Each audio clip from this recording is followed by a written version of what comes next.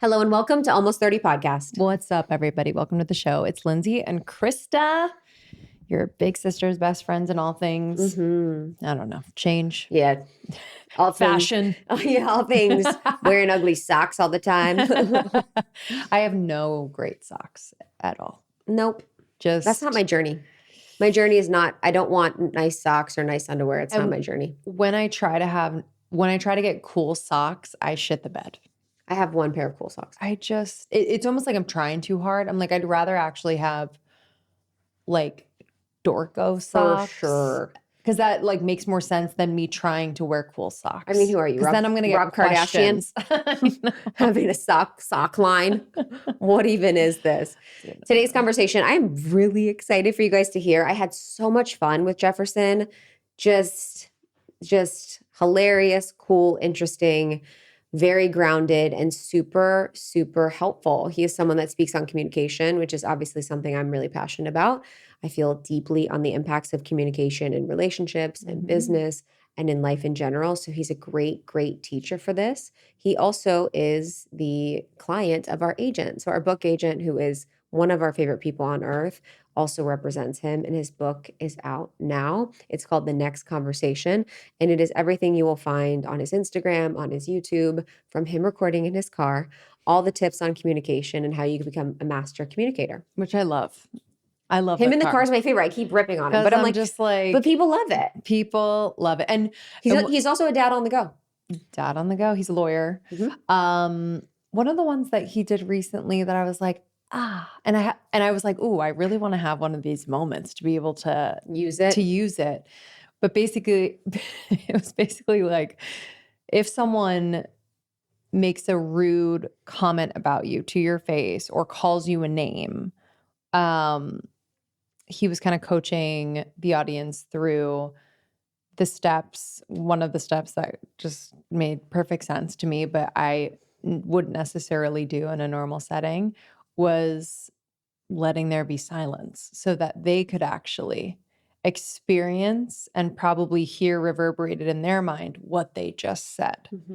And he said the second step would be to turn to someone who's also in the room and say, did you hear what I just heard? Yeah. Or like, oh, she just called me an idiot. Am I hearing that right? Yeah. Something like that. So it's like kind of this Gang second, but it's so then everyone fights them. It's like this second mirror. It's the mirror. Held up. Yes, it's the mirror. One of my friends is just a master at that. She'll just let the pause. She'll kind of hold the eyes in the moment, and it's actually the scariest thing I've ever witnessed. Yeah. But it's so powerful to really just. I think what's beautiful about his insights is it's just super helpful in the moment. Reframes, quick. Oh, did you mean to say that? Just calling things out. That's what I like about his approach, is that it brings consciousness to things. Yeah. So oftentimes communication is unconscious. If someone makes a passive aggressive comment, say you go home for the holidays and your parents are like, oh, it's nice to see you. You never come around. It's like, hey, is there something you want to talk about? And it's just kind of like you are making a comment that's unconscious. That's like kind of the loop. What could we talk about here? What could we bring to consciousness to create deeper relationships in our life? And I think it's really fun because in this conversation, we talked a lot about advice specifically for women in the workplace, how we can be clear communicators, but still powerful and still soft. We talked a lot about relationships, and when you're in relationship or even dating, how you can improve your communication together. I really loved the advice he gave about communication when you're in a romantic relationship, like a marriage, and you come to a conversation where you're going to discuss something and you say how you want to feel at the end. And so at the end, you would say, I want to feel heard, or I want to feel seen, or I want to feel understood, or I want to feel whatever the feeling is. It just helps bring such a clarity and a positivity and a goal to things, which I think is so beautiful, to kind of let your partner in on like, hey, this isn't fully baked right now. I might not have a perfect understanding, but I just want to kind of share, like, are you available for that? At the end of this, I want to feel more connected to you. Yeah. And when you hear that from someone you love, there's nothing you can do but agree and kind of go on the journey together. So in his book, The Next Conversation, which is out now, I think it'll be really helpful for really anyone that wants to improve their communication and hence improve so many aspects of their life. Yeah, I like what you said about most communication is unconscious, because I also think like us being on our phones and just kind of in that digital communication probably more than 50% of the day is contributing to that, where we don't have that direct feedback right away. So for example, if we're texting a friend, we might say something in a text that we wouldn't say in person, face to face. So I think this is also just like a really powerful call to like have more of those like in-person connected conversations and practice those. And that it's like your relationships are worth that. Yeah, I think too, we talked a little bit about this, but a conversation involves so much more of your body than you think it's about the words that you're saying. The mind wants to think everything is always about the mind, but it's about your body's relationship to what you're saying. It's about your soul's peace with what you're saying. It's so I was talking to a friend about this yesterday, how there's this teacher that I used to learn from, and I kind of saw behind the curtain of her lack of ability to have deep conversations and meaningful conversations with people in her life and speak her truth and be regulated and just be a great communicator of things. And I was like, oh, that's not my journey or my path to learn from someone that can't be a master orator or a master communicator, because you can know all the spiritual things and even spiritual bypass with all the tools. But if you're not here with someone you love in truth and in practice of what you're teaching and learning, that's not for me. Yeah. That's not my.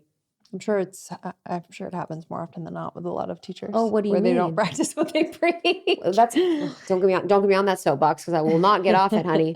I will not get off of it. So the book is out now. It's called The Next Conversation, and this is with Jefferson Fisher. Again, I had so much fun. We were laughing so hard, just cracking up. So Jefferson Fisher, you can find on YouTube, on Instagram.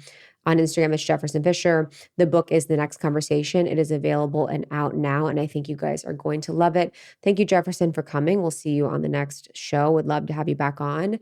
And we love you guys for listening and tuning into Almost 30 Podcast. It's been a while, and we really appreciate you. We have our own book coming out soon underneath the same agent, of course, called Almost 30. You can pre-order it now at almost30.com/book. Okay. Enjoy this conversation. We'll see you on the next one.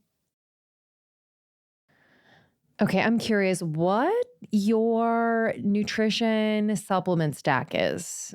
I know you've heard that like buzzy word stack. I kind of like it. What is your supplement stack right now? For me, and it's been a part of my stack for a long time now, is AG1. I take this before anything. So it's the first thing I put in my body. I make sure to mix it in. I like a room temperature glass of water, but you do you. Mix it up and take it down. It's delicious. My husband loves it as well and fits so beautifully into my routine. So why do I take AG1? It has over 75 vitamins and minerals and whole food sourced ingredients. It really fills in the nutritional gaps. It's amazing. It tastes good. I bring it with me on the go. Sometimes I will mix it into my smoothies. It's helped me with digestion. So I feel like I'm going to the bathroom regularly, if you know what I mean. It's helped with my energy. And honestly, it's just like a cascade effect. When I take my AG1 in the morning, I make healthy choices for the rest of the day. So this like new spring equinox, new year, truly the new year is what I'm calling it. Try AG1. It's the perfect time to start a new healthy habit. And that's why we've been partnering with AG1 for so long. And AG1 is offering new subscribers a free $76 gift when you sign up. You'll get a welcome kit, a bottle of D3K2. Most of us are deficient in vitamin D3. And you'll get 5 free travel packs in your first box. So make sure to check out drinkag1.com/almost30 to get this offer. That's drinkag1.com/almost30 to start your new year on a healthier note. You know me, I am all about clean, non-toxic. And I found a skincare line. They also have incredible home products and body products, but Primally Pure is just doing it right. All of their products contain ingredients you can actually read and pronounce. How nice. And just how important. I cannot say that enough. I have been using so many of Primally Pure's products for a long time now. I'm going to walk you through a bit of my skincare routine.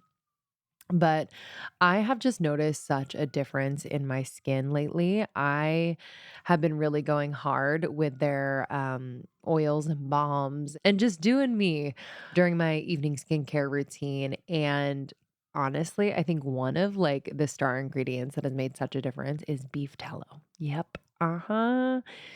Yeah, you don't need chemicals to create results in your skin, and I am proof of that. I've even noticed like I don't even have to wear foundation as much anymore. If I'm doing like a makeup look, I don't really feel like I need foundation, and it's since I've been using some of their products with grass-fed beef tallow, and it's unbelievable. So let me walk you through my routine. So I have the soothing mist that I put on every single morning. They have a bunch of different mists, but I love the soothing mist. It's just packed with healing herbs and humectants to target redness, dehydration, and inflammation.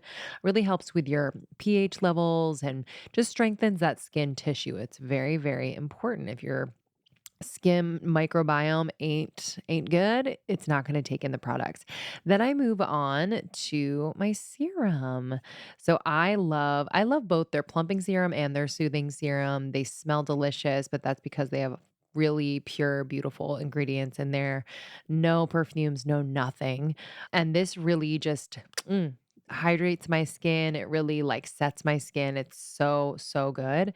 And then I move on to the balms. Okay, this is my favorite part.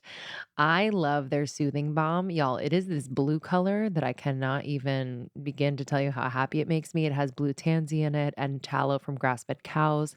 This is really, really important for reducing redness and just giving the skin the nourishment that it needs. It's very anti-inflammatory.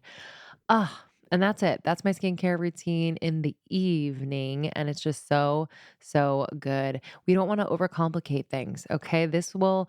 Overcomplicating things strips your moisture barrier and stresses out your skin, making it more vulnerable to sensitivities and irritation and acne and premature aging. So we really want simple, we want quality, and I cannot say enough about Primely Pure. We need to be just as mindful of what we put on our skin as what we are putting in our bodies. You know, our skin is our largest organ.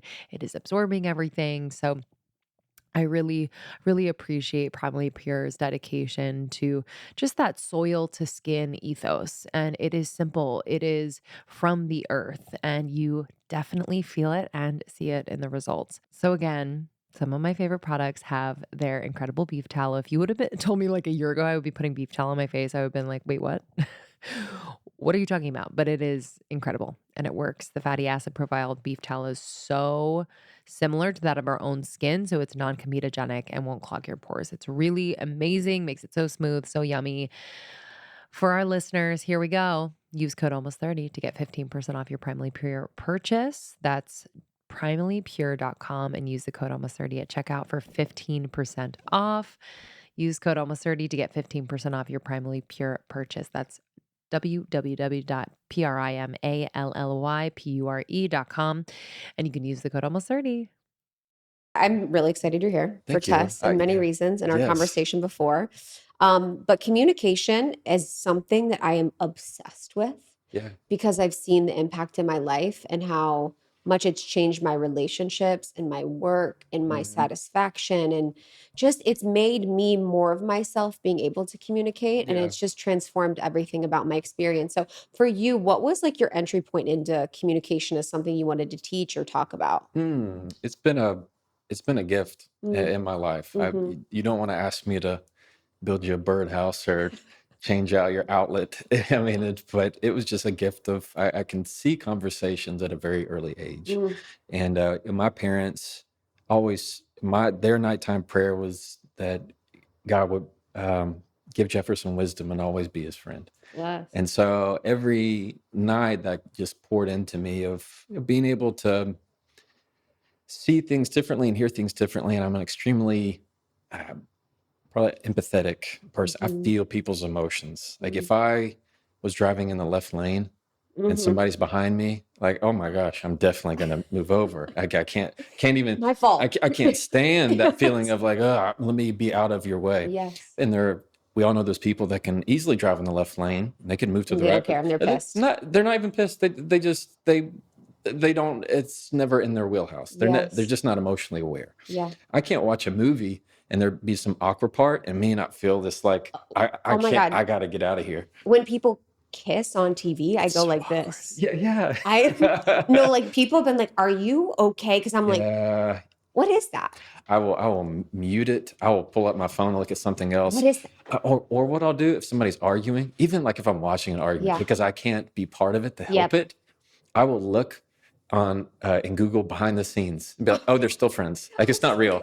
Wait, that's it's not the cutest real. thing I've ever I'll have to make heard. like, okay, no, they're still good. It's fine. Yeah, exactly. They really don't hate each other. Yeah, he didn't actually hurt her. Yeah, exactly. And so it's been something that's been part of my experience forever. And I'm actually a 5th generation attorney. So law has always been in my world and hearing courthouse stories. And I've seen, like when I got picked up from school, it wasn't playtime. It was dad picked me up and put me in the corner of his deposition while he's still asking questions. And I'd go to his trials, my grandfather's trials, and I got to see real things happen. Yeah. And so it's not just how they communicated, it's getting to watch how the jury perceived it, how the judge, the bailiff, the court reporter. Wow. So it really shaped a lot of how I communicate and a lot of my mannerisms. My mother is extremely kind.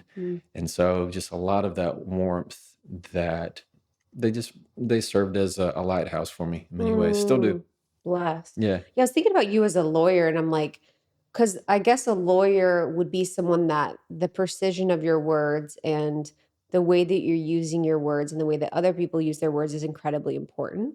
Was that sort of, did you notice that in law? Like, how do you see law being sort of a foundation for your communication? It's not so much law, it's the litigation. And meaning in law school, they teach you how to read the law, cases, knowing what regulations are, the codes.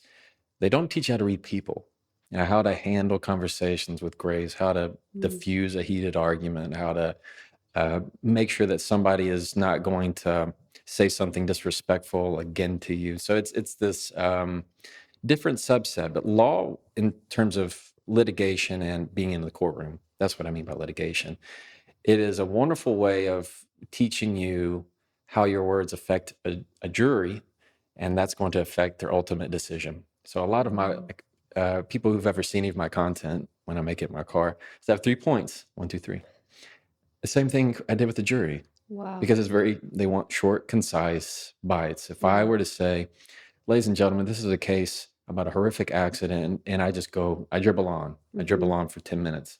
They might remember a few words, but if I can give a 1, 2, 3, make it super impactful, they're going to retain it better. So you get to learn a lot of that and how they react, not a lot of nonverbals. Like jurors have a sixth sense about whether somebody's telling the truth. They can tell if somebody's kind of fake crying. Really? Oh, yeah. How?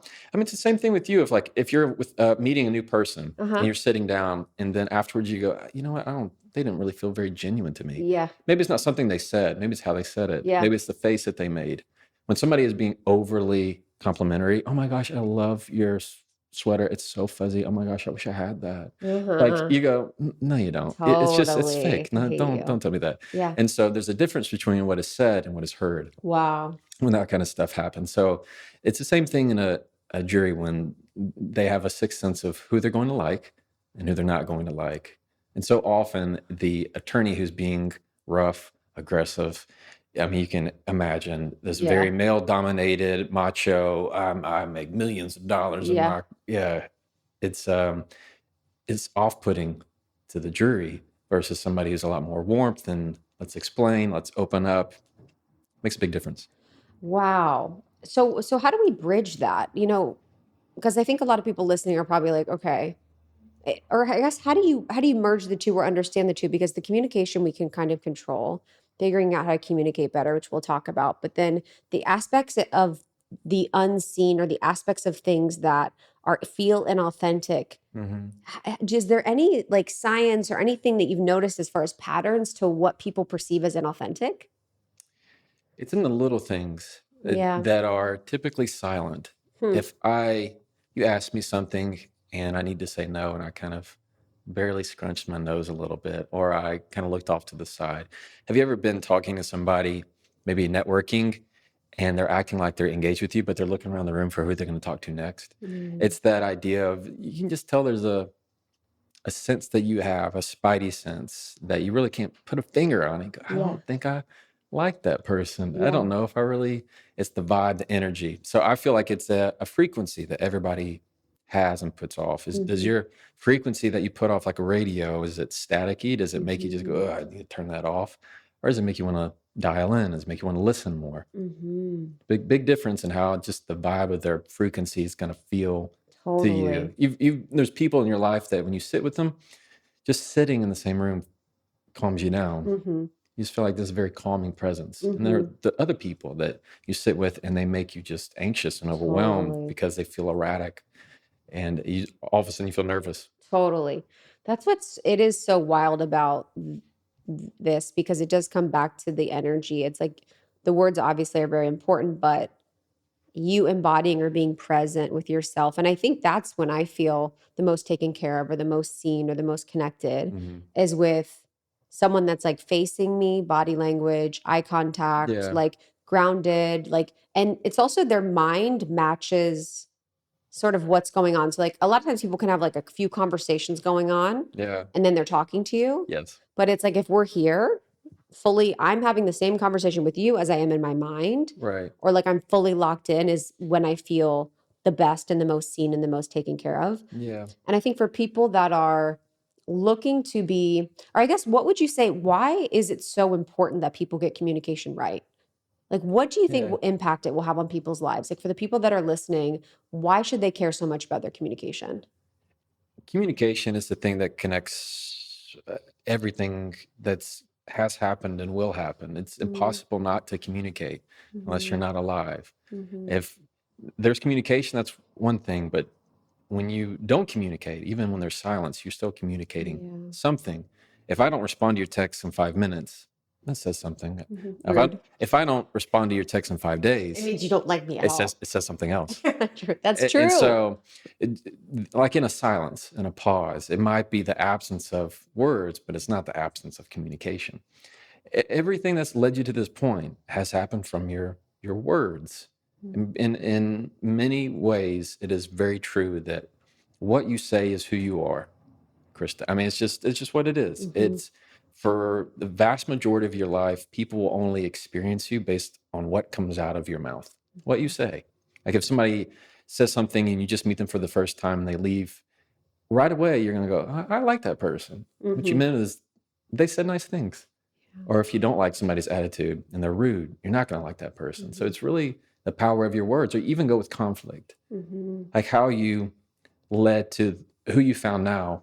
Most likely if you had ex-boyfriend, ex-husband, or whatever, there was a conflict, and how that conflict was handled led to the next event. How you left that job because there was a conflict and you got let go, or you left, led you to the next thing. So it's communication is in everything that you do. With relationships, if we were to speak on that, what I found in my relationships is like, it's so interesting you said it was so much the unsaid, because it was so much more unsaid than said. And it was crazy to witness, because I think my parents would do this too. My parents got divorced. They did their best, but it's like they would be having whole dialogues in their heads that would not be verbalized into words or communicated into words. What's happening there when people, even with their bosses or friends, where it's just the mind is really going and the mind has a lot to say, but they're unable to bring it to words? Well, a lot of the problem is they're waiting till they're talking to figure out what they want to say. So they haven't done the work ahead of time. All they've done is just expect it to go how it's gone in their head, how he said it in the shower, how they said it. I mean, they make great points when they're driving in their car, but when it comes to meeting that person face to face, they they can't do anything because they haven't laid that groundwork. Or let's say you and I come home after a long day. You've been thinking about something you need to talk to me about, and you've been thinking about it for 8 hours. 8 hours you've been stewing on it. Clocked into my job. Yeah. Oh, yeah. Started thinking. You know everything about what you want to talk about. Meanwhile, I get home and you're like, hey, can I talk to you for a second? And then you just dump 8 hours worth of thought and emotion that's important to you. I'm catching a cold. Yeah, I'm not ready. Where is this coming from? And all of a sudden you expect me to carry the same importance and weight to it as you have for the last 8 hours when I'm not ready for this. And so you have 100% of a subject you want to talk about when I have 20% of the bandwidth. It's gonna go south every time. How would you as a couple then, so because that's a situation that happens with people, what would you say? So let's talk about for her. Yeah. If you are stewing all day, what's the strategy that she can take? And what is the strategy that the man, if we're saying this is a man, can take in that situation? Yeah. One, you always want to make sure you have dedicated time for the important conversations. I'm not talking about like just, hey, how was your day? It was good. The little bitty things. That's fine. The big major conversations need to have uninterrupted, dedicated time that you have set aside for it. Even if that person, y'all have 5 minutes to talk about it in that time frame, it's still better to push it off for another 5 minutes, just so you both can ready yourself for what you're going to talk about. Hey, when you get about 10 minutes here in a little bit, just let me know. It's much better to prepare them. So if you're let's say from the woman's standpoint, in our scenario, you want to use a frame. And how I teach frames is that you tell them what you want to talk about, how you want to feel after the conversation is over. And that's the big part, telling them how you want to feel after the conversation. And 3, you get their buy-in to it. And it sounds like this. Let's say we get home and you've already texted me in the day, hey, can we spend 10 minutes for a conversation that I want to talk about later? Perfect. So we're in that time. You're going to start with, hey, Jefferson, I'd like to talk with you about something you said last Tuesday. You said the name, so that means trouble. Yeah. Well, you know what I mean. Let's just say, hey, babe. Hey, babe. Yeah. Hey, babe. Babe, whatever it is. Hey, love. And I'd like to talk with you about, what happened last night. And I want to walk away with the conversation. I want to walk away from the conversation, or I want to walk away with, I want to end the conversation feeling like X, Y, and Z. So it could be as simple as even, I'm not asking you to fix anything. I just need you to hear me out. Or I just want to say this. I just need to feel understood. I don't need you to do anything with it. Now, telling me that ahead of time, super helpful. Otherwise, I'm looking how to fix it the entire time. Totally. Then the third step is you just getting their buy-in. And that sounds as simple as, that sounds good. Can we do that? Are you willing to do that? And getting a yes before you start. Yeah, that's because now it's like I've signed an invisible contract. Now I'm in it with you. And I don't want to break my word because I've agreed to it. The key is, for both people, you stay within that subject. If you break out of that and you go, you know what, actually, and you want to bring up 5 other different things, well, now you've busted out your frame. Now everything could cut loose. Instead, you want to try and dial in just on that one issue. For the guy's perspective, one big part of it is, conversations go south when somebody forces you to have a conversation you're not ready for. So if I need to say, I can tell I'm not ready for this. I do want to talk about this. I can tell right now I'm not ready for a good conversation. I'm not ready for this conversation. I want to talk about it. Can we do it after dinner? Give me some time. You have to communicate that you're not ready. Because when people say, hey, you have 5 minutes, what they really mean is, hey, do you have about 45 minutes for me to tell you a story that could really waste your time? It means nothing. Like if somebody says, hey, you got a second? It depends. Like, do you have a second to what? Tell me you like my shoes? Are you lying? Or are you about to just come in and wreck my entire day? Can you just let me know? Can we put honestly, let's do the scale. Yeah, I'm going to send you this feedback form so you can go ahead and let me know how that's going to go. I really like I really like that frame for women to think about, especially with men, because a lot of men are going to be, what can I fix? What can I do? Right. So expressing the feeling that you're wanting to have. And I also think it's helpful because it gives women the clarity to really think about it. It's like, okay, how do I want to feel? Because I think if you're in the reactive mode of frustration or anger, Yes. you could be like, I want to feel fucking. Right. Yeah, you want to get after I want it. I want to feel. Yeah. I want to square up. Yeah. I want to punch you in the face. So it's like, okay, how can I regulate in my system? Like coming out of the fight or flight. And I think this is a lot of, I want to talk about that too, like the relationship to the body. Yes. Because so much of it is you getting triggered and then you losing the plot or losing, you know what I mean? Like this, where it's like, because I was even thinking for a lot of previous relationships I was in, if I was like, hey, do you have like 10 minutes? It would be like fucking terrified. And it was probably me creating the situation that made the terror. Yeah. But like, I think a lot of people get really nervous with like the request for time because they think they're in trouble. Yeah. Do you find that? Oh, yeah. And let me tell you why that happens. All right. Because it is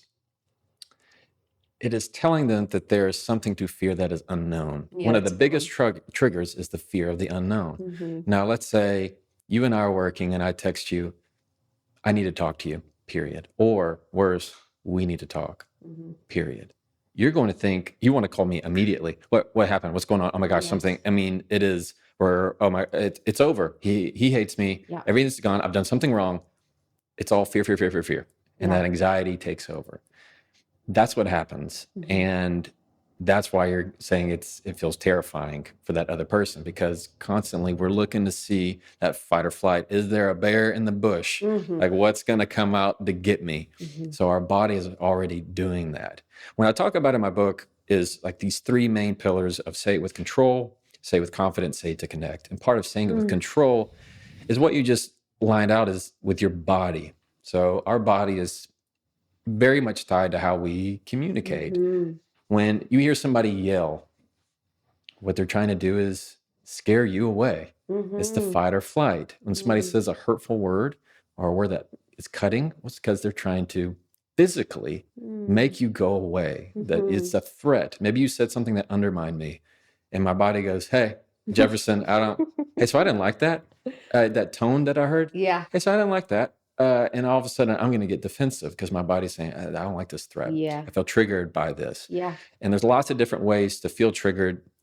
Knowing your triggers is very important. That's a good one. But when that happens, your body naturally goes into it. Like right that moment between a conversation and an argument, like when there's just enough friction that it starts to ignite and things rub you the wrong way. It kind of just takes over. That's why your pupils will dilate. So you're focused in, your nostrils will flare to like get you more oxygen.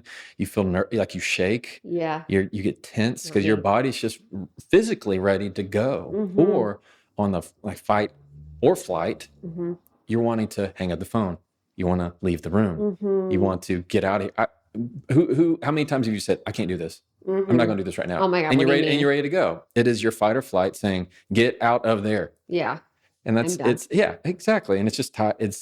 Your communication is tied to how your body feels. And so you have to, there are steps that you can use to regulate yourself so that does not happen. Yeah. I realized how detrimental that was in past relationships I'm done. I'm so done. Yeah, I'm done. I can't. We're done. Yeah. It's like I literally cannot. After 10 years of that, it's like, please fucking, I don't believe you anymore. Something I want to just talk about, and then I want to talk more about the control. Those the three was related to the first part where we were talking about that conversation between like a man and woman. To say she has something she wants to talk about, preparing him to get home.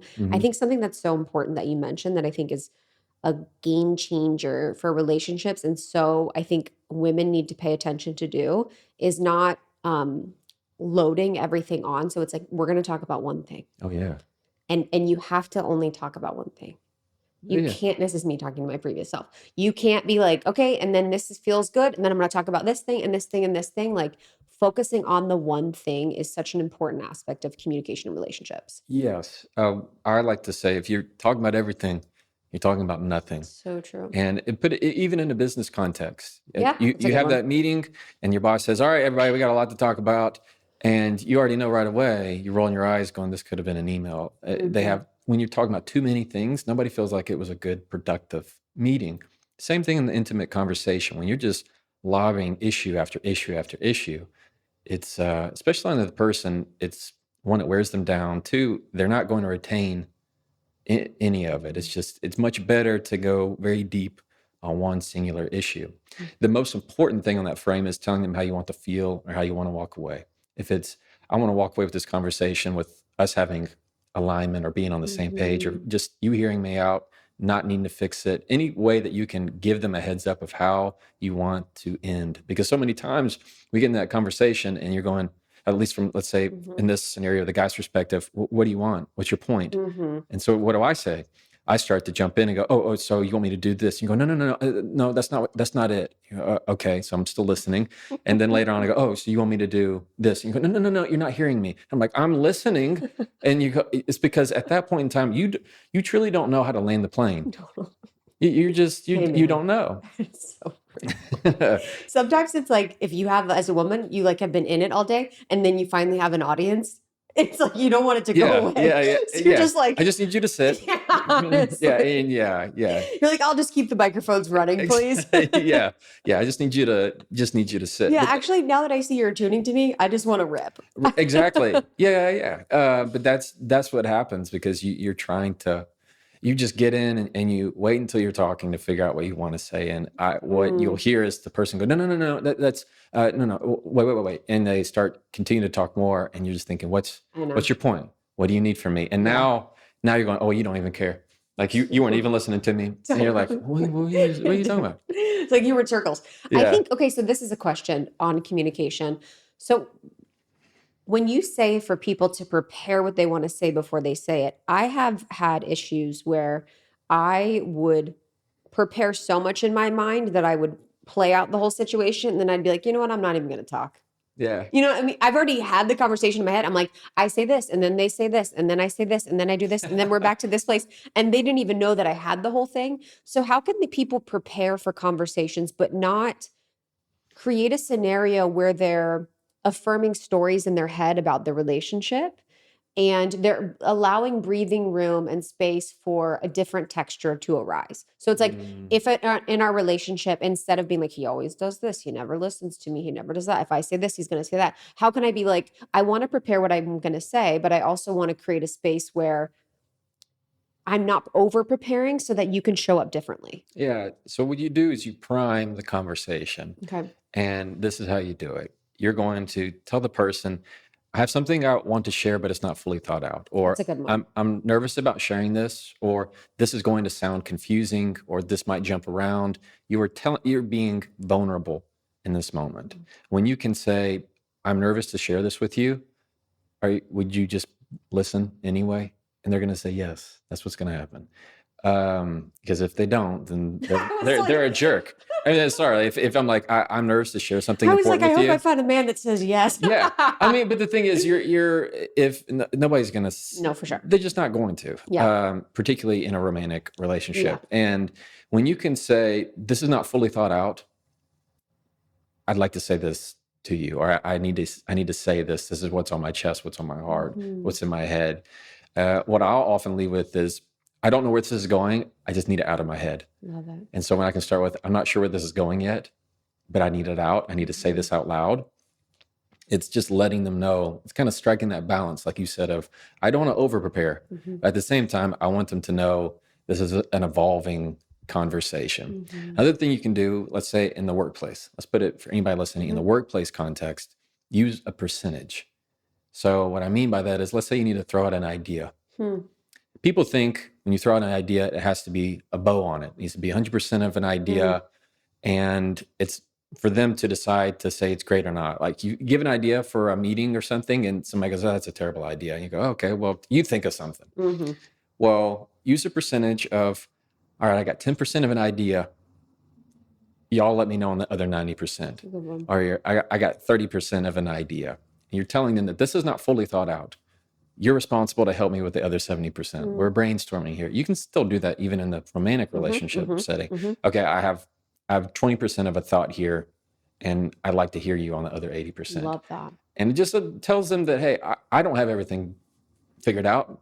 I don't have all the answers, but I have something I need to say. I need to get out of my head and communicate with you. I love that. It's vulnerability. It's creating freedom. Yeah. It's like inviting someone in, because I like a lot of what you teach is like getting buy-in from the other person. It's like having them be a participant and engaged, because I think that changes it from you just talking at them to like, we're both in this, and that brings consciousness, awareness, connection. Yeah.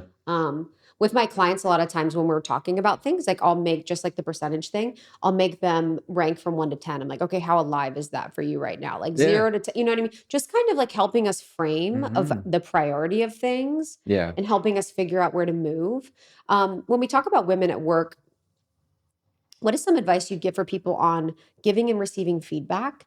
I think for me, I've gotten so much better at it, but there is like a posturing that sometimes I feel like I have to be in for feedback, where it feels different than like normal me, where normal me is just like, and then I'm like, let's talk. You know, it's like, I feel like I have to like shift. Right. So how do we as women give feedback more better, receive feedback better? Yeah.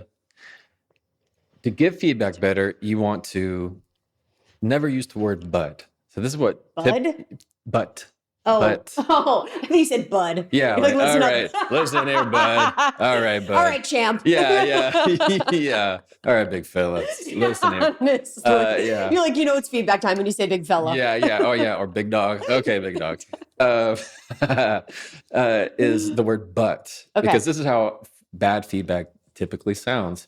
I love all what you're doing. I think this is really great. But what I think you could do, or you should do, that word but just deleted everything you said I think before. everyone's searching for the but. They're waiting for it. They're waiting for it. They're waiting for it. You can even hear it in their tone. They say, oh, I think everything you did was great. And you're waiting for the but. And all you need to do is switch that to and. Simple as that. I love all of this. I love all of this. And what I know would make it even better is if you did X, Y, and Z. So when you're using language that adds onto it, so you're building it instead of tearing it down. So if it can be as simple as I think the project is great, and what would make it even better is you do blah, blah, blah. Or what I would have loved to have seen on it too is this. When you're adding on to it, then it doesn't feel like you're taking anything away. Now you're kind of being collaborative, saying, I want to help you with this. Another thought is to make sure that you are distancing the object from the person. So feedback goes wrong when you're personalizing it in a way that makes it sound like, yeah, so your presentation, I didn't think it was that great, versus I think the presentation could benefit from a tweak. I'm not personalizing. I'm now said the presentation or not instead of yours. Exactly. Got it. Love that. And now you're kind of separating them. Now you're not critiquing them. Now it's a difference between I'm addressing something towards you, Krista, right here, versus let's get that piece of paper and put it over there. Now we're talking about it together. Now we're looking at the piece that's a third person away from us. Now we're talking about it together. Wow. So something, and I don't know if this is me problem. So that's really helpful for the giving feedback. Yeah. And then receiving it. And I think what I perceive is that when I'm in certain states of business, that I have to be it's almost like I have to be either feminine or masculine. And like, I feel like sometimes, I know this is crazy. I'm listening. Okay. I'm listening. Guys, his eyes said it all. Yeah. Okay, so that sometimes in work I have to be like, for me to be very clear and very direct means I'm more in my masculine, and it kind of means I'm more cold and more open. Right. Is there ways of being where you have like a very warm, friendly, engaging tone that's also very direct and prescriptive? Like, is there a perfect mix of communication that exists, do you think? I do. Okay. I mean, there's... that's true. You could say masculine, feminine, whatever. It's really it's that. really it's just that those are stereotypes of what typically bad communicators do. Say why? All right, because the idea that You have to be super macho of, let me, no, I'm not liking that. Get out of here. Like that kind of language is somehow more confident. No, that's a bully. It's ego-driven measuring stick type of communication. On the end of it, you say something more feminine, you have to be extra emotional and go, hey, so sorry, guys. So I was wondering if, and totally told me if this is fine, if you don't like this at all. Like that kind of stuff. And that's the opposite. Also equally bad. Yeah.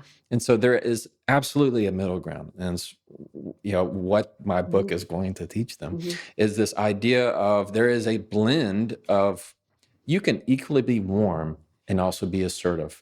You can be kind and also be confident. They're not mutually exclusive. I'm somebody who I try to be warm in my communication. I'm not a cold, heartless person. At least I hope not. And I'm actually crazy. You're like, good thing I'm only here for an hour. Exactly. Right. And at the same time, it's this blend that you want to make sure that it doesn't matter if this masculine, feminine, it's all in your head. It mostly has to do with your tone and your word choice. That's really the difference. Is your word choice. Word choice meaning say more. No. Okay. No. So what would be examples of word choices that would be a great mix of both masculine and feminine that you would suggest people use? So, and then I'll stop with the masculine and feminine. No, you're fine. So let's say anybody, if you want to sound, this is the second step of saying it with confidence, is using words. After we have control. Yes. After you have control in your body, your triggers, you're able to control yourself and see those triggers in other people. That's the big one. And judge them. And judge them for those triggers. And judge them for the triggers. And absolutely berate them and guilt them. Is you want to use language that's going to serve you better. And it starts with your assertive voice. So people want what I hear a lot of times is if I only had the confidence to say, or I'm really building up the confidence to do X, but they have it wrong. Confidence is the outcome. It's not the start. It's you get the confidence by saying assertive things. When you can use assertive language, you'll feel more confident. And then with that confidence, you then have the confidence to say more assertive things, and they start to feed off each other. Like when we were kids, we had no problem saying no. I don't want that. I don't like that. No, have you seen that lunchbox? No, absolutely. I need Marvel. I need Spider-Man on my lunchbox. I don't want that. Get that stuff away. So Snoopy, yeah, right. And you had that assertive voice. You just kind of lost it along the way, and you found ways to people please and all that. So here's an example. Unnecessary apologies. Saying sorry when there's nothing you did wrong. Like saving sorries for the real. For sure. When you've really done something wrong, when you've offended somebody, you've hurt somebody, you've made that mistake. But if it's, so sorry, I'm just now seeing this. So sorry, I'm just now getting back to you. Oh my gosh, I'm so sorry. I didn't even see your text. Like that kind of thing is, why are you apologizing for having priorities? Why are you apologizing for any of that? It is, your self-worth is not tied to how little of an inconvenience you can be. It's to always be hesitant in that space is never going to serve you. And so eliminating the unnecessary apologies. Instead, what you do, Krista, is you use words of gratitude. Thank you for your patience. Wow. Thank you for giving me the time to think about this. That kind of thing is, not only are you giving them patience, because when you say thank you for your patience, they're going to think, oh yeah, well, I am a very patient I am a patient person. You're welcome. They're right. You're so welcome. Yes. And it allows you to come into it with a lot more authenticity every single time. So big one, there's lots, but biggest one is unnecessarily apologies. That's a good one. I don't do that, but that's a good one. Never, yeah. I stopped doing that actually. Right. Because I don't like when people do that to me, because it's like, it makes me feel like I have to make them feel better.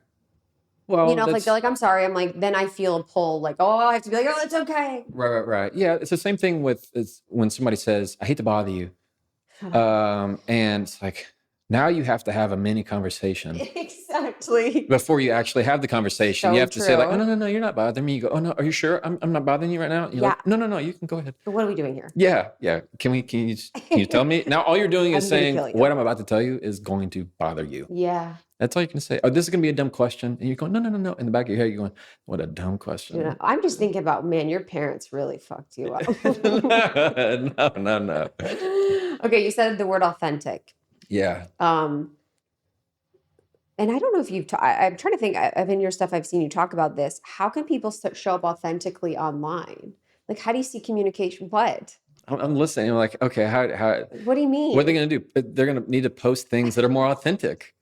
I mean, everything we see tons of stuff that people post and it's just fake. It's fake. They're not real. And so many times you can see that the person is not. Yeah. You ever heard somebody start this on a podcast? Okay, I get this question a million times. Everybody's asking for this. Mm-hmm. Nobody's asking you for it. So true. Nobody's asking you to talk about this. Everyone's asking you about my hair. Yeah. Okay, guys, everybody's been asking me where I got this. Like, no, nobody has. You know it's going to be an ad. Yeah. 100%. Nobody's asking with this. And plus, it's going to be a bad video because you wasted 7 seconds. So true. Hey, guys, I get this question all the time. What are you doing? Like, everybody's just turned that off. So it's there's a whole lot of just surface level facade in social media. I get it. I understand it. It's never going to serve you. Yeah. I mean, hey, come on in the car. You want to be real? Like, have your kids' car seats in the back, with my Sonic cup, my Walmart sack in the back. Yeah. Come on. So yeah, if you want to show up more authentically online, it's just showing the real. Like during COVID, when everybody was home, that's when people felt comfortable showing the messy buns and the no makeup. True. Now videos are women putting on their makeup while they're talking. So true. Now it's relatable. So true. Man, I looked horrible during the pandemic. Yeah. I thought I was like fine. I'm like, oh, it's like okay. And I look back, I'm like, Jesus Christ. I'm like, I was. Everybody was just. We were all. Everybody was messes. Yeah, but I think that I'm glad that happened because it just adds. Let people be more raw with how they really feel. You're not having to have that polish and shine on everything. Yeah. I mean, I had a lot of doubt when I first started my stuff on, I need to look like a lawyer. I need to have my suit and tie. What does a lawyer look like? Like probably an old white guy. I mean, I need to have. Bald. Yeah, I'm getting there. But I mean, like if you have your law school books in the back or you're in front of your desk and you need to have a tie on. Arms crossed. Yes. Oh yeah. Back to back. Telling arms them. Crossed. Yeah. How I'm going to fight for them. That kind of. Yeah. Yeah. And the cheese grater. Yeah. The cheese grater. Yeah. And so you were like, I'm just going to be myself. Yeah. I'm just tired of the excuses. Mm-hmm. I have my phone. I have my car, my truck. I guess that'll have to work. Yeah. And at the time I was in between. I just left my law firm where I was a partner and to nobody because I wanted to start my own law firm. So I didn't even have an office. Wow. And so that's why it was first in my truck. But I looked up all the stuff of having the best lighting. My home. Yeah, actually I lived there. Actually, that was my home. Congrats, y'all. Y'all were in my living room. That's actually part of my story. My origin story was homeless. So. Yeah. Thankfully, no. And it was just I couldn't make it in the house because kids and noise and I'm not going to do that. And I didn't have an office to do anything. So I just stuck with the car and away it went. Wow. And it became what it was. And it became what it was. I love when you talk about, so this is something I want to talk about too. And I love when the teachings you've had on this have been so easy and applicable. And I think a lot of women that are listening, they're in situations, whether it's at work or in friendships or with family, a lot of times where there's passive aggressive comments that are made. How do you suggest people deal with people that are passive aggressive? One of my favorite ways to handle people who are passive aggressive is asking the question, sounds like or seems like. So if you say something passive to me, I could say. It's interesting that you showed up today. Right? Yeah. How nice of you to show up. Nice of you to show up. Yeah. There you go. I like that. Yeah. I could say it sounds like there's more to that. No, I just feel like sometimes you don't really come. Yeah. Well, if you have something else on your mind, I'll be all ears for it. I'm trying to show that there's something else that I know is behind it, and I'll still be here, even if you're not. And kind of like a mirror to it. You got it. And there's another line a guy that has turned into a great friend. His name's Chris Voss. He does FBI negotiating, and he's just fantastic. He's got a book, Never Split the Difference, and it's fantastic. And so his line is, sounds like you have a reason for saying that. I love that line, which is always true because everybody always has a reason for saying that. And even if there's this issue, another one I like to use, let's say it's by text, is, should I read into that? That's such a good one. Stop. Yeah. Should I read into that? I'm obsessed with that. Yeah. Should I read into that? It works. Because sometimes I'm the one reading it in a negative tone. That's a good one. Sometimes they don't, like if you just respond, sure. Sometimes sure doesn't sound that great. Should I read into that? No, that means I'm gonna jump. Yeah. Or if somebody says K or okay, you're like, oh, if you said K, well, I guess we hate each other now. 100%. I guess we're now enemies, moral enemies. And if you can just say, this is the did you means that I like to use. Is, did you mean for that to sound short? Or even, should I read into that? Love that. Is an easy way for somebody to, most of the time they'll say, no. I was in line and I've been running. So sorry. I'm going, again, unnecessarily apologize. Yeah, honestly. But yeah, that's kind really, of like calling attention to the truth. Yep. And that's what I find with communication is it's so much presence. Like I found like the better communicator I am, the more present I am, which sometimes feels like hypervigilance a little bit sometimes. Yeah. But it's like, because you're always kind of like, especially with toxic people or family. I don't have any toxic people in my life, but it's like you're kind of tracking what's being said and unsaid in those situations. So say someone's like a mother is like passive aggressive and she's like, oh, nice of you to show. Yeah. You know, you're kind of tracking what's being said, but then also what's not being said. Yeah. And I like that you can kind of call it forward to be clarified. Do you often find that people double down, they shift, like, because the reason why I'm saying consciousness is because you're bringing conscious awareness to what's being said, but they're unconscious a lot of times and when they're saying it. Right. So what happens usually? They shift. Most of the time they will change they won't repeat what they said. They will readjust and almost justify what they said. I mean, it's just good to have you here. Maybe they said it unintentionally and it sounded passive aggressive, or maybe all of a sudden they clammed up and go, no, I'm fine. I'm good. And you can tell, okay, there's an issue here. The mistake you make is trying to press on it now. Oh. So if you start to go, no, really, what did you mean by that? But no, really, why don't you go ahead and tell me now? No, if you have something to say, go ahead and say it. Like that kind of stuff, all you're doing is putting them in a corner, and that's like a wild animal. It's just going to make it worse. Instead, you're trying to say, I see that. I'm open to having a conversation whenever you want, but I see that. That's what you're signaling. Wow. Which is so alpha. Yeah. In a good way. And I mean that in like a positive way. So so say you've like drawn attention to it in that situation with someone that's passive aggressive and you've called them forward. You wouldn't want to press on that then, but would you want to set up a time later? Okay. So let's say you just noticed that comment from them and you said something like, should I read into that? And their response doesn't answer it for you. They don't clarify it. They don't, in some way, you can tell it's more passive aggressiveness. You wait. Don't do it right then. Don't say, no, let's go ahead. You got something to say? Hash it out. It's the worst. You're going to wait. And then we talked about, you really want to use a frame. Hey, Krista, the way you made a comment yesterday, I'd really like to talk about that. And I just want to walk away knowing that we're all good and that if I've done something, I'm all ears for learning about it.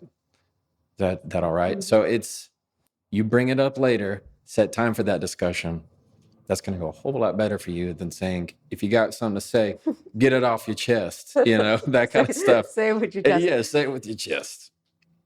I think, so I guess, I don't know what's wrong with the people that I'm dealing with, but even if I did do that, I'm like, hey, I thought there was something that came up. Like, I don't know if they're even like consciously aware of how they are speaking or what they're saying. They're not, of course. So then you're just like, hey, I'm available for this if you ever want to talk about it. And then most likely they probably won't. And then you'll just move on. Well, you can't force somebody to talk to you. Yeah, that's true. all you can do is create the space for it. And if they choose not to jump in it, life goes on. Yeah. But you can only carry what is for you. You can't carry what's for them. Yeah. And so yeah, if it doesn't work out and they don't want to engage, and that's not somebody that you're really close with anyway, life goes on. But if you can provide that avenue for them to open up, awesome. But of course, most people do not understand or have the awareness of how they sound. Yes. Like, even if you were going to watch a recording of yourself, you go, I sound like this. I look like this, because we sound different in our head than we do hearing it from our ears versus like in our bones. So it's just funny how we think communication goes a certain way. Somebody goes, why are you yelling at me? And they go, I'm not yelling. Like, it sounds like you are. Yes. Or somebody says you have a tone. You go, what are you talking about? I'm perfectly fine. We're not very aware of the signals we're sending. Yeah. What are some signals that people can be aware of to be mindful of? Like, how can we take a second to like pause and check in conversations to make sure that we're sending the right signals? So what I teach is a conversational breath. Cool. And what I like is my big push that I really have a passion in is using your breath as the first word that you say. So there's a difference if you were asking me, hey, Jefferson, how was your day? And I went, good. It was good. Krista, it was fine. It was fine. Versus you're saying, how's your day? And I went, it was good. It was a good day. That's so nice. I'm sending something very different by just putting my breath first. I'm saying, I heard you. I'm acknowledging it. I'm thinking about it. And what I'm about to give you has actually been thought about. And when you take a breath like that, it makes you sound more in control. It makes you sound more confident. If somebody says something you weren't expecting and you're like, oh my gosh, no, that's not true. What are you talking about? Versus you are slowing yourself down and saying, I already told you I'm not going to do that. The difference of saying, I'm not going to do that. One sounds very confident. Power. Yes. And one sounds anxious, out of control. Totally. The other says, I am confident exactly where I am. Yeah, there's such a lean in when someone takes a breath. You're like, how was your day? I'm like, look at you're like, wow, he's really thinking about it. Yeah, well, or I mean, there's a difference in a breath that's really thinking about it, or if you ask me, how's your day? And I went, I mean, I'm communicating something else. Yeah, it's been true. A heavy day. It's a sigh. That's so good. True. Tell me what's going on. But yeah, the ability to inject a breath is one of the best tools that's going to also regulate your emotions. It keeps you from yelling. It keeps you from getting all worked up. Is the breath. It's like always having clarity in the conversation that helps you see what's happening, as if you're watching it happen from the seats in a theater versus being wrapped up in it. When we think about control, the first aspect of it, and we think about how do you think about control, and how do you think about anger? Like showing and expressing anger in relationships. Do you think there's a space for anger in relationships? Like, how do we do that so we're not harming people, but we're still being true and authentic to how we feel? Anger is a very valid feeling. Anger is healthy in a lot of ways. I mean, you've heard those people that, can you just get angry with me? Like, I need you to get angry in this argument so it feels real. Anger is a very real emotion. That's kind of a toxic thing to say, though. It is. But the point is, when you say that anger is something that you don't want to have, I disagree with it. It's you want to bring in that emotion. And I agree. It is whenever you can acknowledge that I'm angry about this, or I know that I'm angry about this in this moment. I can tell that I'm angry. If you can use the phrase, I can tell about your feeling before you speak, it's going to give you control over it. I say, if you can claim it, you can control it. Sorry, I just want to double click. So I can tell that I'm angry. Yeah. And I would say that because I wouldn't say that about you. I wouldn't be like, I can tell you're angry. Yeah. You would be the one saying it. So let's say I'm angry. Okay. Or we're in a conversation right now and you give me something that I don't like. And immediately I can tell I'm getting defensive. That's a good one. I can tell, I can tell I'm not ready for this conversation. I can tell I'm not myself right now. It is communicating. It's not only that awareness, what's going on in here. I can tell that's upsetting me. I can tell I'm getting angry right now. I mean, that's way better than just continuing to stew and get worked up and just having an explosion because you're not giving those emotions an outlet. Like when you're not breathing in conversation and arguments, you hold your breath, or you have very shallow breathing. That's why you feel like really tight in behind your ears and your shoulders. And so when you want to talk, all your breath wants to go out because you've been holding it. So that's why you'll project a yell, because your body is going, I need to release all of what I have in here. So I love that. So it's kind of like pulling it outside yourself, naming it, claiming it. I can tell I'm getting worked up. I can tell I'm getting angry right now. Yeah. And that's a power move, by the way. If you can just, if you're in a conversation, you hear somebody say that, go, I can tell that's upsetting me. You know that they're very aware of what's going on. They're in control of how they're feeling. Even if you were to say that, that makes me nervous. It's just identifying that emotion rather than becoming that emotion. That's such a good one.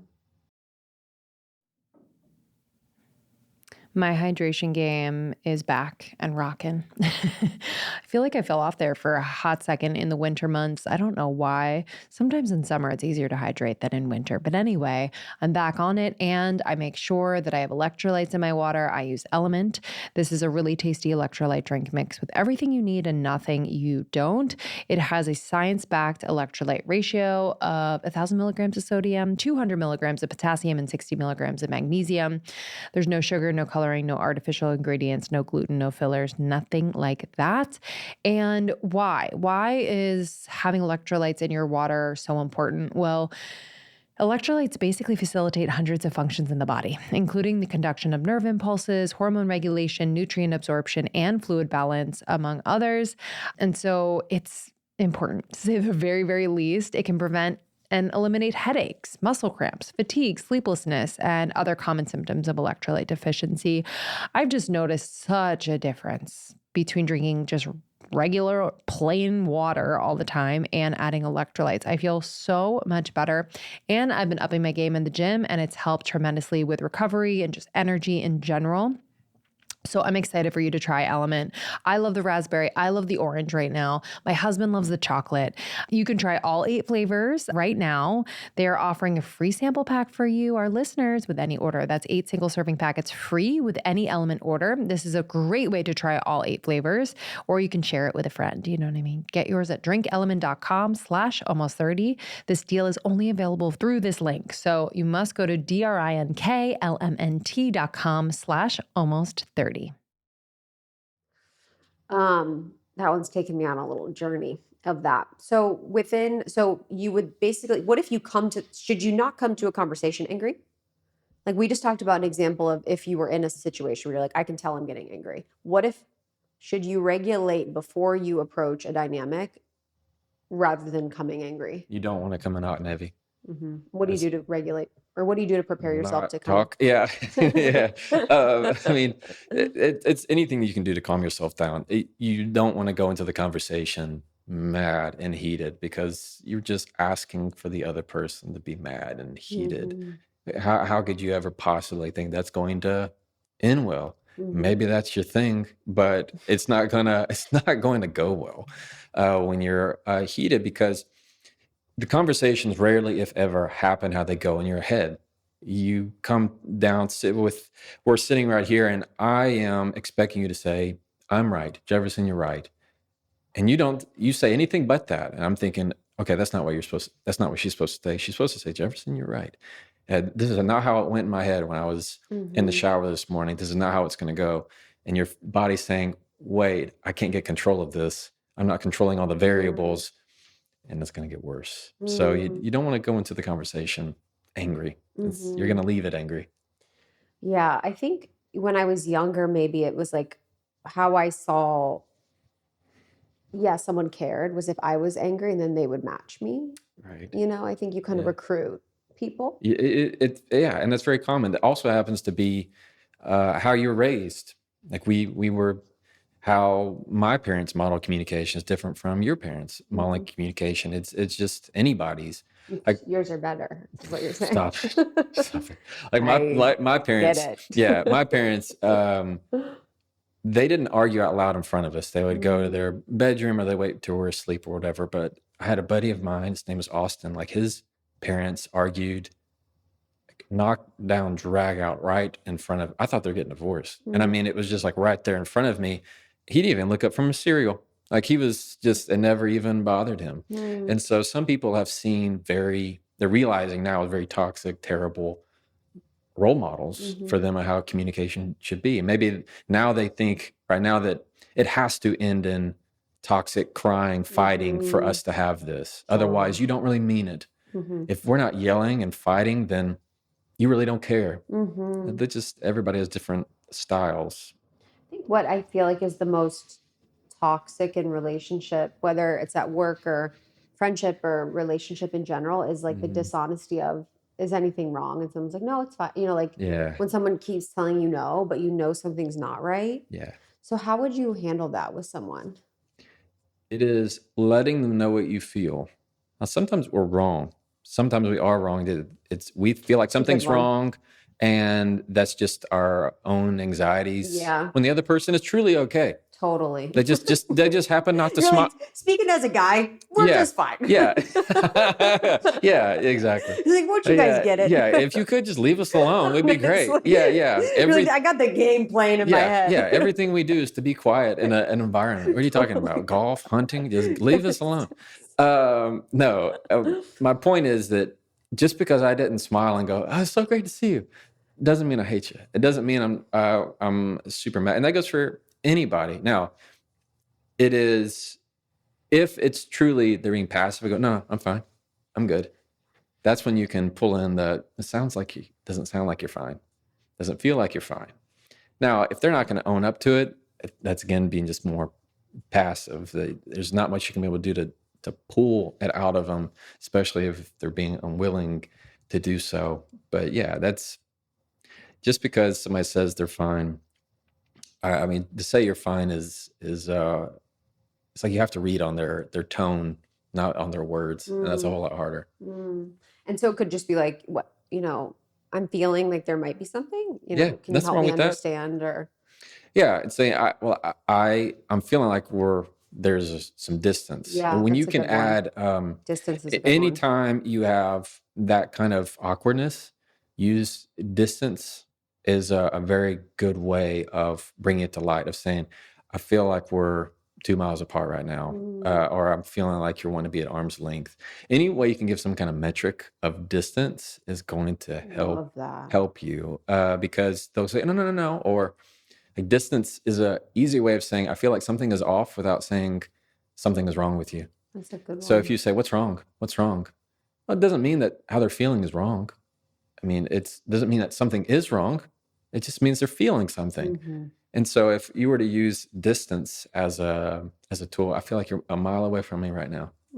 Like that is a whole lot easier way for them to talk to you about it, rather than forcing what you're saying is, what's wrong is, make me feel better, please. Are you okay?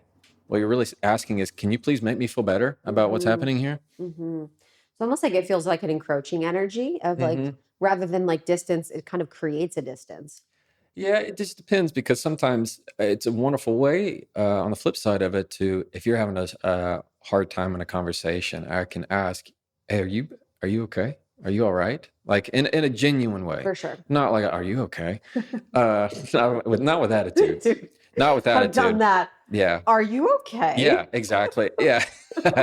Yeah. And nobody likes it that way. But if it's truly genuine, that can be a heartfelt way of trying to connect with somebody.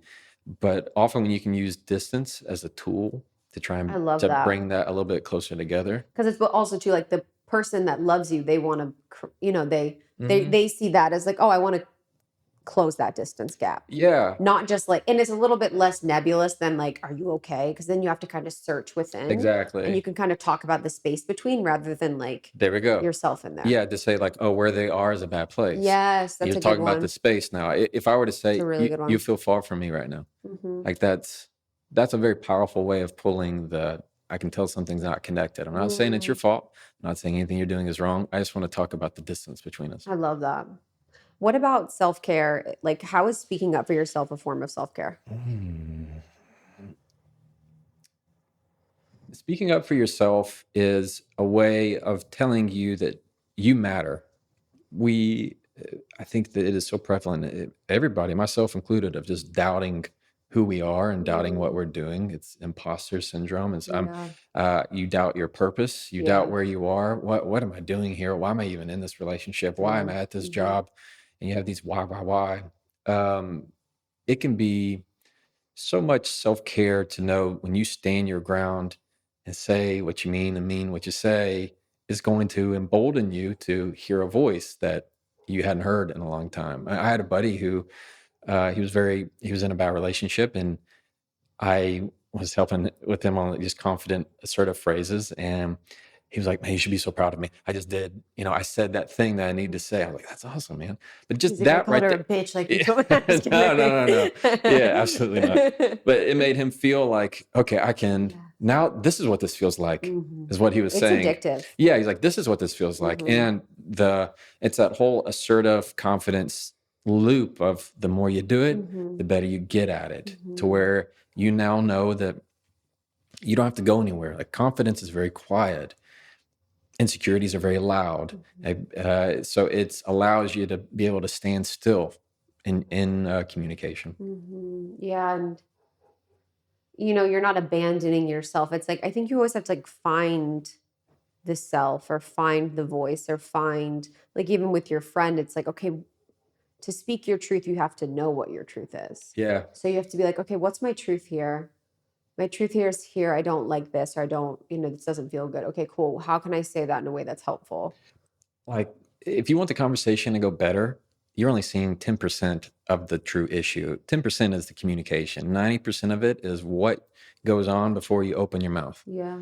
Like, that's how you make it go better, is to do the work on the internal to make sure that what you want to say is truly how you feel. Because you've been in those conversations where somebody's like, well, I mean, here's my thing. I really don't, and I mean, but what I don't, and they're not even sure how they truly feel about it. Well, that's where you go, I'm not sure how I really feel. I just need to say it out loud. I mean, that kind of stuff is much more communicative. And the whole point of the self-care is that it allows you to define where your boundaries are. I mean, it allows you to kind of give a manual and allows you to step into it instead of saying, you can't talk to me like that. It's, I don't respond to that tone. You can't yell at me. I don't respond to that volume. Like, that kind of stuff, far more powerful than always being in this secondary, weaker position. And that's also an I statement instead of a you statement. Because every you statement could be an I statement. So you're saying, like, I don't respond to that. Yep. Rather than you shouldn't be talking. I think that's... Yeah. I think for everyone listening, thinking about I statements. Don't you think? Oh, yeah. I statements instead of you? They are incredibly powerful. If you want something that's going to just jumpstart your self-worth, start using I statements. That's so instead true. of a, you can't do this. I can't believe that you did this. That's so true. Just you flip it to turn it into the I. What's like one or two things in the book that you think would be really helpful for a woman that's wanting deeper, more authentic relationships? Friendships, romantic. So one thing I'd want to give them, this is when you're in any kind of relationship, whether it's romantic, at work, and somebody says something to you that you believe to be hurtful. And it's to cause you pain, whether it's to backhand a compliment, whether it's to belittle you in some way, whatever that is you're going to ask the question, did you mean? Did you mean for that to hurt me? Did you mean for that to embarrass me? Did you mean to say that out loud? Whenever you can use the did you mean, it's not you catching it. So when somebody says something hurtful, they're throwing it at you, and you have the choice whether to catch it, carry it, and throw it back. What I try to teach is you just let it go. Let it fall to the ground and look at it like, is this what you said? And when you can say, did you mean, it just puts the spotlight right back on them, because you're not giving them that sense of power to be able to do anything with it. Now they have to kind of realize that it's not going to be all that fun for them the next time they say something rude to you. Another that I like to point out is to never apologize when you're crying in an argument. there is the default tendency that if you get tears in an emotional conversation, that it is a flaw. Something's wrong. And so they'll say, I'm sorry, I'm crying right now. I'm so sorry. Like, don't just grab that and throw it in the trash. Don't ever apologize that you cry. Instead, what I want you to do is label the tears. These are tears that care. These are tears that are frustrated. These are tired tears. I mean, it is your stress in liquid form. The higher the tension, the higher the release. That's just what's going to happen. So I don't ever want them to apologize that they're crying in any kind of argument. And if you're on the flip side and somebody's crying, you don't acknowledge it. You don't say, "Oh, great, I'm crying again. Here we go. Let me guess. Yeah, we need to." My favorite is to call him a pussy. Yeah. Well, that's never going to go well. I know. I'm. Yeah. But the biggest thing is you just don't want to. You don't want to acknowledge any of that. That's never going to go. On another, let's say, a third piece of communication advice that I would give women in the workplace: watch your adverbs. Those are your words that end in ly.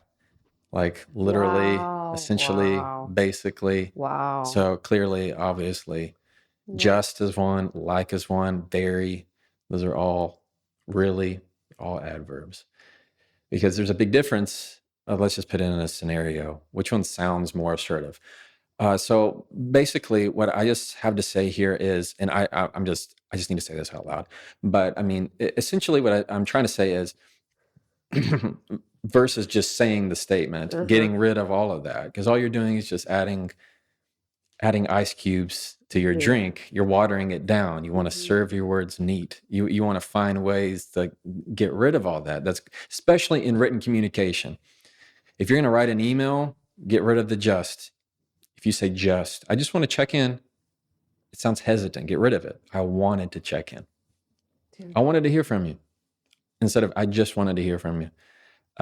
Get rid of the likes, the just, and any of your adverbs. You don't need them. Literally, you don't need them.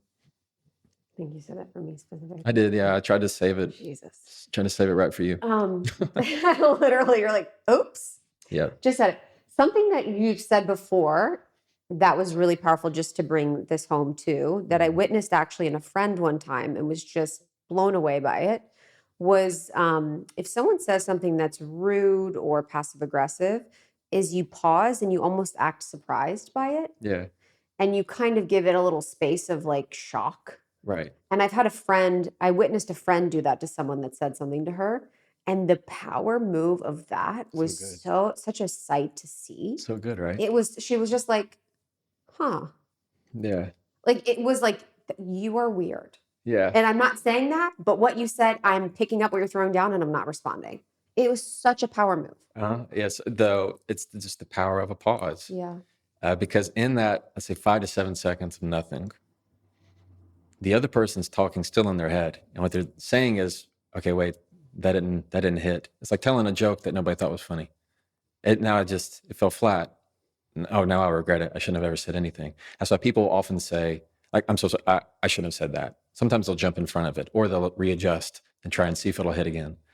But yeah, when you can just have that moment of, huh, okay. Like this, like, yes. Oh, all right. Yes. This moment of, it's just not going to happen. And because they're not getting that hit of dopamine, they're not getting the satisfaction of you going, excuse me, who do you think you are? Like that kind of stuff is not going to ever fly. So often what I will teach is you can either just let that go or you'll ask them to repeat it.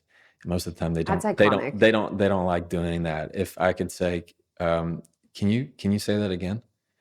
So they don't like that. Or I didn't catch that. What was that? Or if they don't repeat it, you can even repeat it yourself. So if somebody said something hurtful, you could be, I am an idiot. That I just want to make sure that's what you said. Okay. Like any way that you can just call that, they're going to realize that was not fun. Like I didn't get what I was expecting. I didn't get what I wanted. And it's just going to draw it away. It's so good. It's a power move. When you can just not respond. Yeah. Oh. I've seen it too in like a big, let's say it's a group of 8 people and somebody has a backhanded compliment. instead of getting super ashamed by it, you just say nothing. And you kind of look around the room as if, did y'all hear what I heard? Yeah. And you just don't say anything. Yeah, no, you're just like, Yeah. And it's telling them that the next time you do this, it's going to be equally as awkward. You're just making it not fun for them. Because there's an energy in groups that's kind of created or being moved. Yeah. And so when you can stop it, and you're like, there's such a power to that. Yeah, it's the same thing what we said at the beginning. It might be the absence of words. It's not the absence of communication. What you're saying is, and it's twofold. What on the external, what you're saying is, this isn't worth my time. I'm making the choice right now that I'm not even going to pick this up. Internally, it's telling your body, that's not a threat to me. This is not a trigger. There's no button being pushed. There's no button. Dude, that's such a good. Yeah. So the book. Let's talk about the book. How you feeling? I'm nervous. I know. It's my first one. Oh my God. It's my first one. It comes out in March. Okay. What day? 18th. Okay, cool. Yeah. And it, very first one, never thought I'd ever write a book. Really? No. I didn't even think of, I make videos in my car. Did you know that? Yeah. So, you're like, I can't read. Yeah. Do you know that I can't read? I didn't know you could read. And I mean, I what do. Was the impetus? People ask for it. Yeah. I mean, I started the video. I never thought. It's like somebody telling you, hey, Krista, just so you know, in about 2 years, you're going to be doing something that would never come to your mind in a million years. And oh, hey, a lot of people are going to watch it. Like you just have no idea of, it's a totally different world. I can go to school for this. I didn't read a blog about it. So I don't know.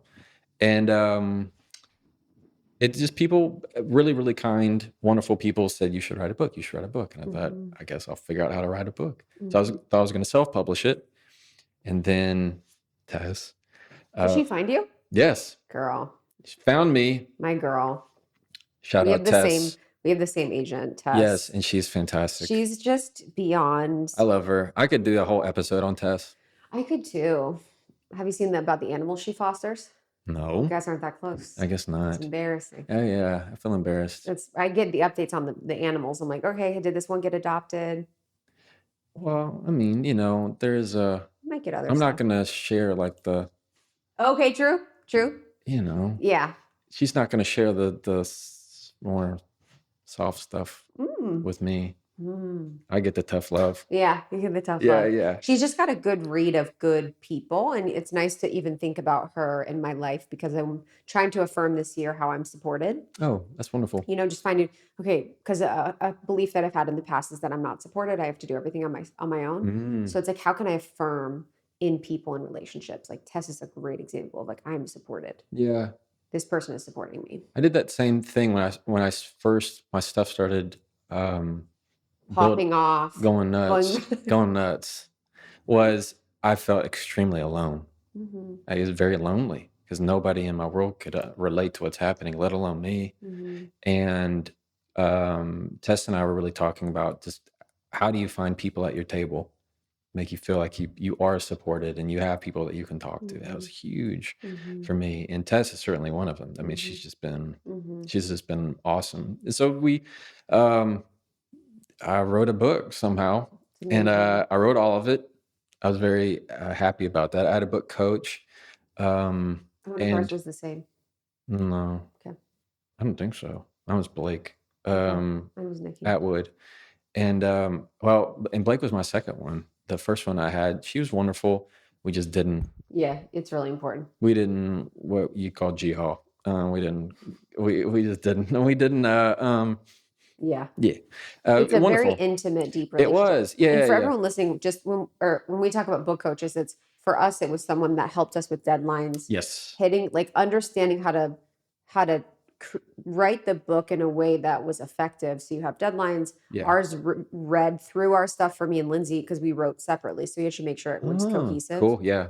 But it's like kind of just someone that helps you with the process, doesn't write for you. Correct. Yeah. They don't write a word of it.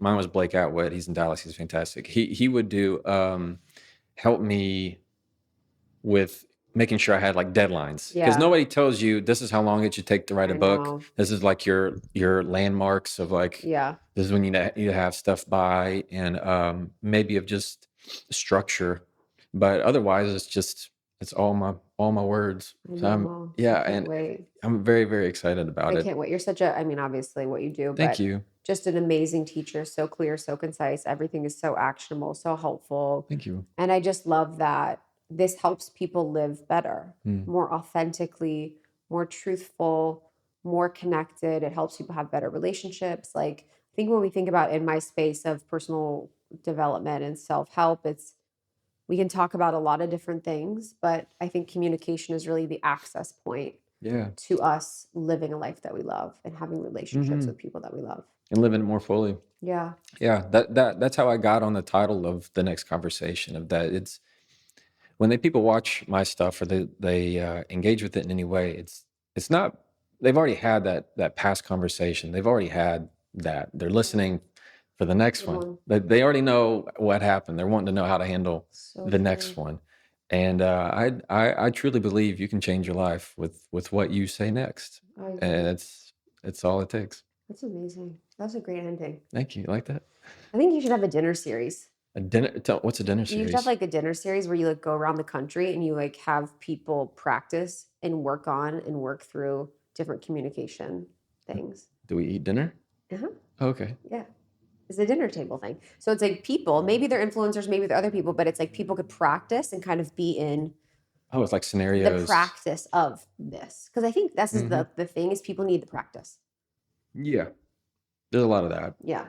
I started a membership 2 weeks ago. You did? I did. Perfect. And that's been really, really cool. Oh, I love that. So I first started with kind of private group coaching with people, and that's been really, really fun. Isn't it fun? It's so fun. And I'll tell you what's been kind of cool is I built an AI that has all of my content, as my book, it has every podcast I've been on.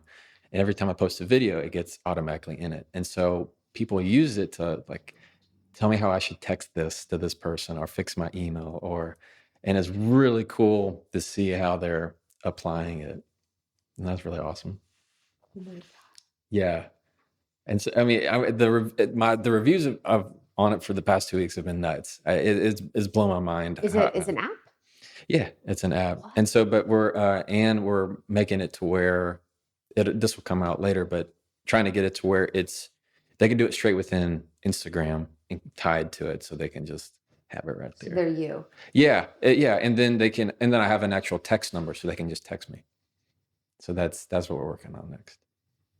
But yeah, the use for it is off the charts. But it's been cool. So I'm just figuring it out, and I love. I never imagined and dreamed that it would be like this. So it's just really fun. It is fun. I get to meet awesome people like you, and we get to just. That's being in this space, you'll meet the best people ever. Yeah, I have. Yeah, I guess that's true. We'll talk after. Yeah. I'm just kidding. I don't really know much, but you'll meet amazing people and some people not. Stay tuned for Jefferson and Krista After Dark. I know, honestly, we talk shit. yeah. I'm like, literally, this person sucks. Exactly. Yeah, it's just all the tea. You haven't been in this space long enough to get the tea. Yeah, no, not yet. My brother. Oh, really? Can get around to my side soon. You've been in the space, but you've been doing your thing in your car. So now that you're out of your car. Yeah, I've just been in my car. It's where I live anyway. So, yeah. Okay, guys. We'll see you later. Thank you all. Love ya. Bye. Thank you so much, Jefferson. Again, that was Jefferson Fisher with Almost 30 Podcast, and the book is The Next Conversation. You can find Jefferson all over social media. I love his YouTube. I love his Instagram. We are so grateful he came on. And there are 750 more episodes of Almost 30. You can get the daily dose of Almost 30 on our second show, Morning Microdose. It has the greatest hits. It has like our TikTok of the podcast. You can listen to that for motivation every single day, ad-free, almost30.com, and then Almost 30 Podcast all over social media. All right, y'all, we love you. Thank you for listening. We'll see you on the next one. Bye.